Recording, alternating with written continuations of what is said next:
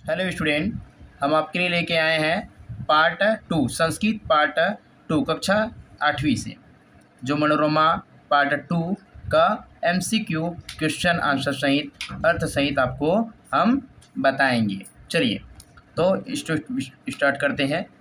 निम्नलिखित प्रश्नों के उत्तर दीजिए।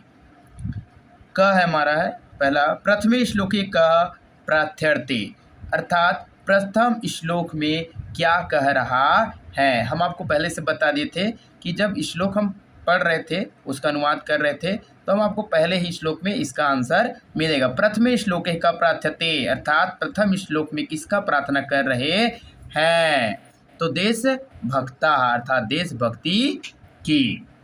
भारतम में कीदृशा भवेत्, भारत कैसी होना चाहिए। कीदृशी यानी क्या होता है, कैसी, भवेत् होते हैं, रहना चाहिए। तो भारत हमेशा क्या होना चाहिए, सुखों से परिपूर्ण होना चाहिए। सुख है पूर्ण, अर्थात कीदृशी के जगह सुख है पूर्ण।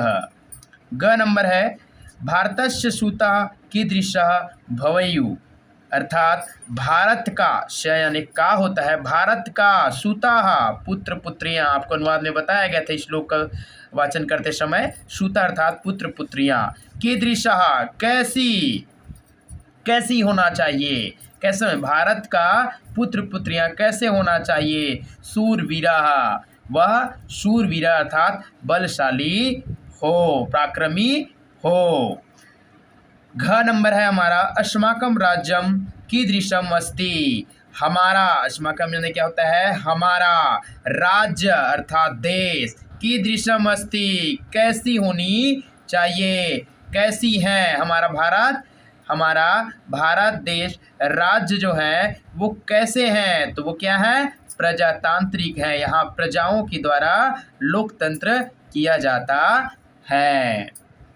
ड नंबर है, नरः कयः पीड़ितो न भवेत्, अर्थात नरः कयः पीड़ितो न भवेत्, कैसी पीड़ित नहीं होना चाहिए, तो वो है सुक्था, पीड़ितो न भवेत्। अर्थात इस तरह आप हिंदी का अगर अनुवाद संस्कृत को अगर आप हिंदी में जानते हैं तो इसको आप रटने की ज़रूरत नहीं है, बस आप इतने अनुमान लगा सकते हो कि संस्कृत का वर्ड आपको मीनिंग याद है।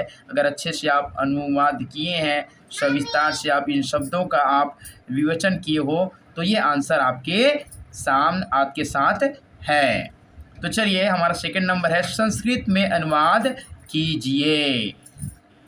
क नंबर है हमारा, तेरे पुत्र सदा सुखी रहे, तेरे पुत्र सदा सुखी रहे। ते सूता, पुत्र पुत्रिया हम बताए थे, पुत्र पुत्रिया संस्कृत में क्या कहते हैं, सूता।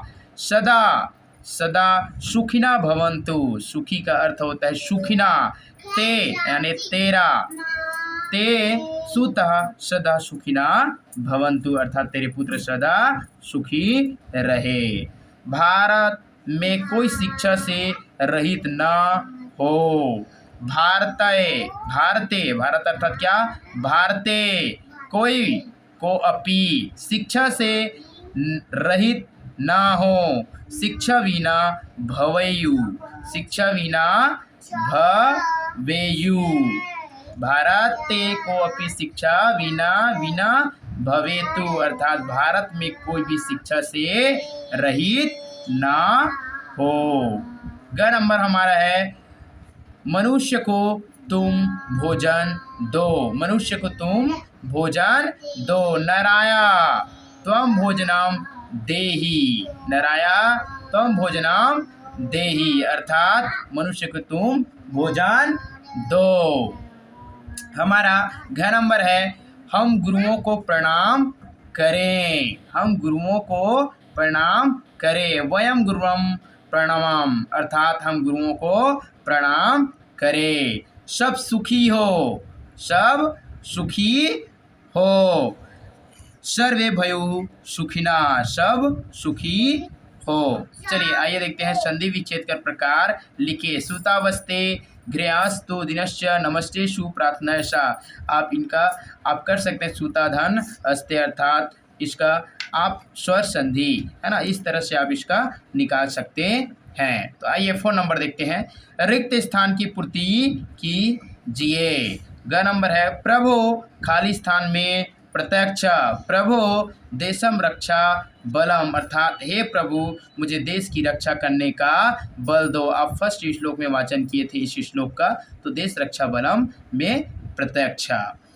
ख सुतास्ते, सुतास्ते भवाम खालिस्तान भवाम, सुतावस्ते जो पुत्र पुत्रियां है वो कैसी होना चाहिए, वयम सुरा सुरा वीरा, अर्थात सभी पराक्रमी हो।